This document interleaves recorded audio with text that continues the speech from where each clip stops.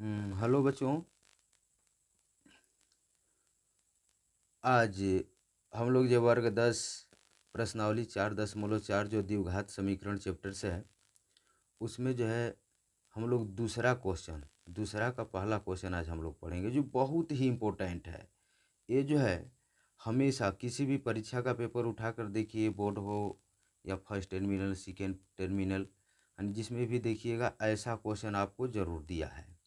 देखिए इसलिए एक क्वेश्चन को जो है ध्यान से समझ लीजिए। का दिया है क्वेश्चन में, तो आपको दिया है कि के किस मान के लिए द्विघात समीकरण 2x² प्लस के एक्स प्लस 3 बराबर 0 के दोनों मूल बराबर होंगे। देखिए इसमें क्या करना है आपको, यहाँ स्पष्ट रूप से दे दिया है कि ये जो द्विघात समीकरण है इसके दोनों मूल क्या होने चाहिए, बराबर होने चाहिए। तो हम के जगह पर ऐसी कौन सी संख्या रखें कि दोनों मूल क्या हो जाएं, इसके बराबर हो जाएं।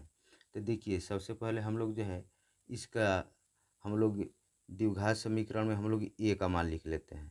ए आप पहले से परिचित हैं, ए क्या होता है, तो ए होता है x² का गुणांक। तो x² का गुणांक कितना दिया है, तो 2 दिया है। अब देखिए बी बराबर लिख लेते हैं। बी क्या होता है, तो x का गुणांक क्या है इसमें, तो k है।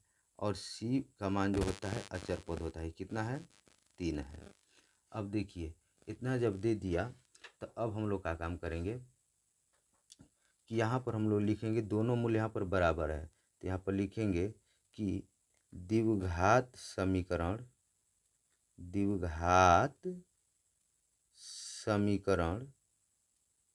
पूरा लिख देते हैं, समीकरण के दोनों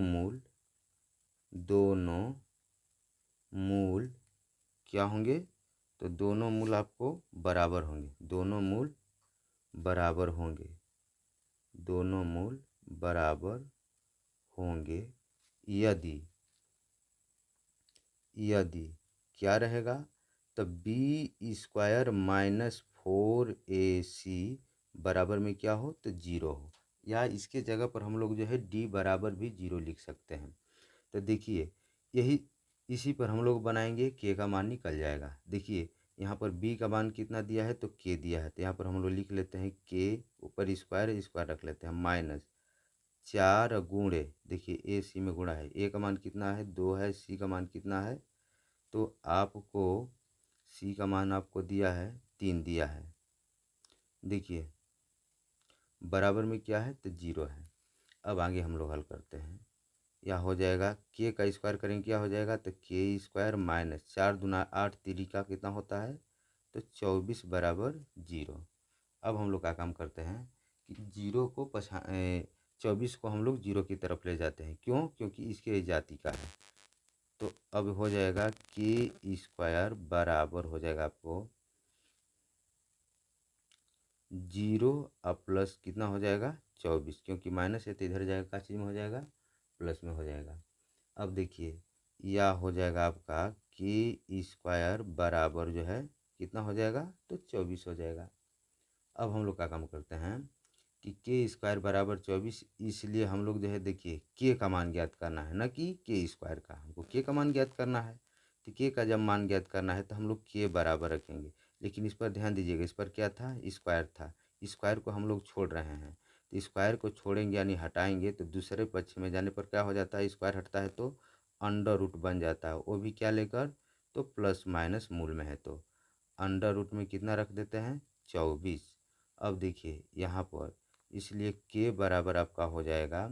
अब यहाँ पर जो है 24 का रूट निकालेंगे। जैसे देखिए यहाँ पर हम लोग रफ में कर लेते हैं, जैसे यहाँ पर हम 24 लिख दिए। तो 24 को अगर हम लोग तोड़ेंगे तो क्या होगा, तो 24 को तोड़ेंगे, पहले गुणनखंड करेंगे, 2 हो जाएगा, 2 तोड़ने पर 12 होगा, 12 को फिर 2 से तोड़ते हैं, कितना हो जाएगा, तो 6 हो जाएगा। अब फिर गुणी कितना हो जाएगा, 2, और गुणी कितना हो जाएगा, 3। तो देखिए 2 दूना के 4, दूना के 8, 3 का 24। देखिए अंडर रूट है तो इसमें जोड़ा निकालेंगे। देखिए 2 2 2 को मिल रहा है तो 1 2 निकाल देंगे।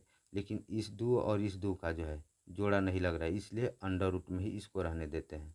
अंडर रूट में कितना हो जाएगा, तो आपको हो जाएगा, यहाँ पर प्लस माइनस रख लेते हैं, आपका हो जाएगा 2 2 3 कितना हो जाएगा, तो 6 हो जाएगा। इसलिए आपका के का जो है 2 मान प्राप्त हुए। कौन कौन से?